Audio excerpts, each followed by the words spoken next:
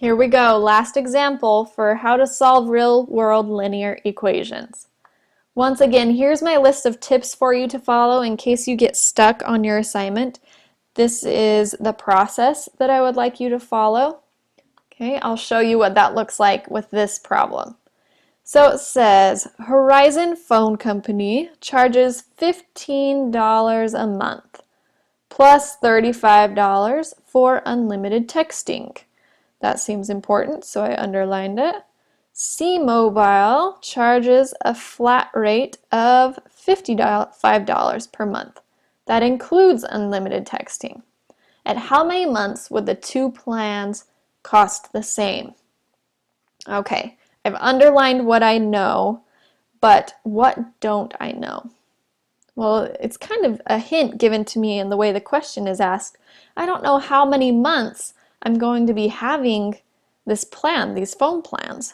So that's the thing that I don't know.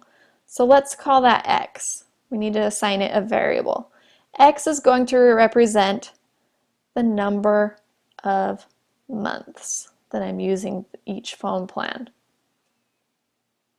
Okay, so that's my variable. That's what I don't know. Let's write down what we do know once again in kind of equation form. Horizon Phone Company and C-Mobile. See what I did there with those names? Kind of clever, right? Huh? Okay, so Horizon Phone Company charges $15 a month. So $15 per month. So how many months? We don't know. We do assign it a variable x though. So $15 per month, and then plus $35 for texting. So plus $35 for my texting or my data plan, right? Okay, next is C-Mobile charges a flat rate of $55 per month. So 55 per month. So how many months? I don't know. So I use my variable x. And that includes texting, so I don't need to add anything to this. At how many months would the two plans cost the same?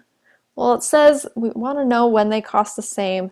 And when I see that, it dings in my head. That's my equal sign right there.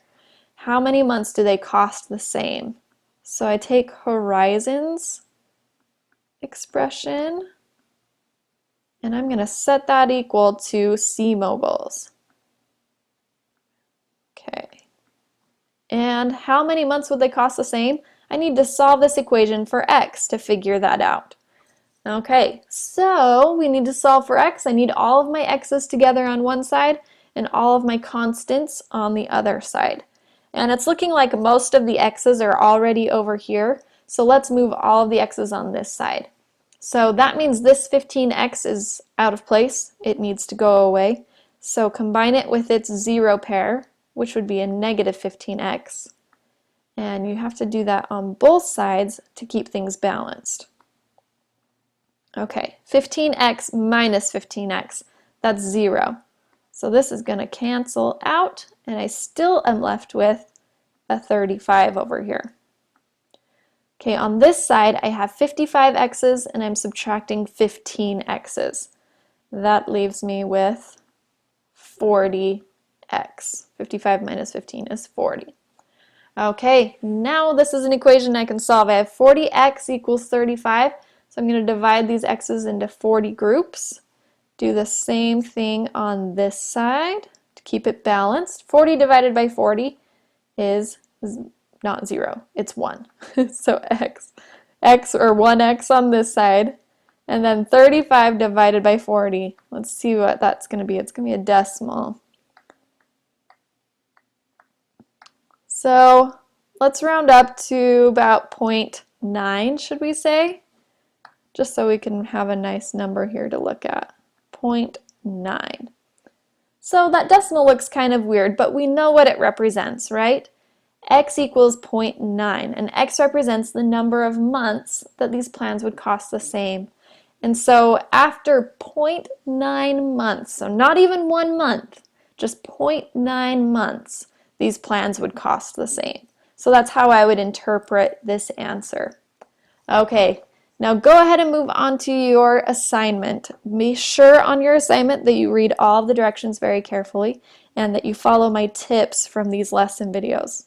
Please let me know if you need anything at all, and good luck.